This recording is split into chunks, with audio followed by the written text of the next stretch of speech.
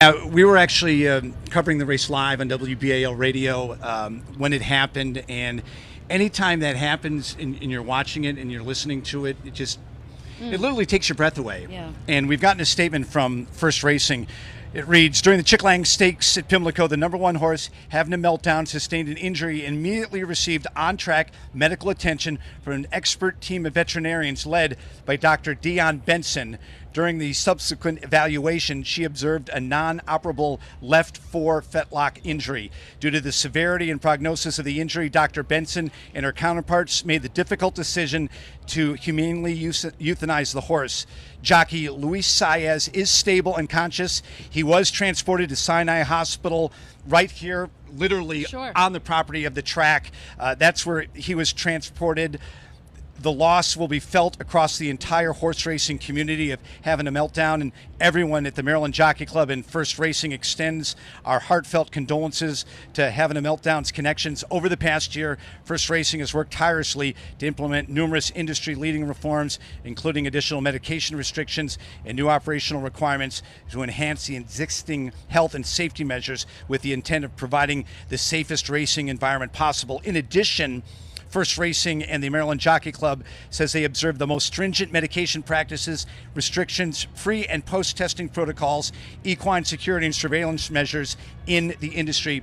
And I can attest to that. I've been at the stakes barn all week long, and it's a different scene out there. There are veterinarians. The beautiful thing, you talked to Michael Harrison. Yes. We have unbelievable vets here in Maryland, and that's part of the horse racing industry and the jobs in the industry. And they are in and out of these stalls on a daily basis. Mage, the Preakness favorite, banged his head on the stall.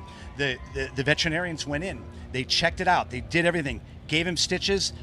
I was the only reporter to go out on the track with him because they wanted to take him out on the track yesterday early to see how it was. He was fine. He went through all the tests and was fine moving forward. But again, when something like this happens, you take a step back and you evaluate, and that's what they'll do.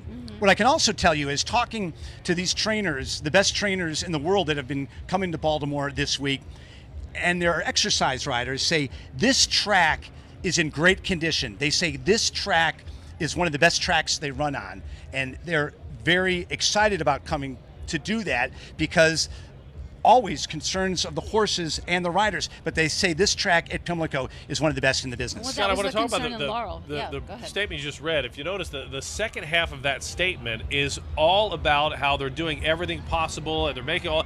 There's a lot of CYA, and I want to be careful not to point fingers, but I want to point out what is going on right now with the tenor of this industry. When 7 horses die in Kentucky the week of the Derby, now you have a death at Pimlico on the day of the Preakness. There is clearly concern about this industry and the perception of the industry from within it that maybe they're not doing enough. And that statement, the fact that it is weighted as heavily on everything they say they're doing, as well as the tragedy on the front end, shows the crisis I believe this industry finds itself in.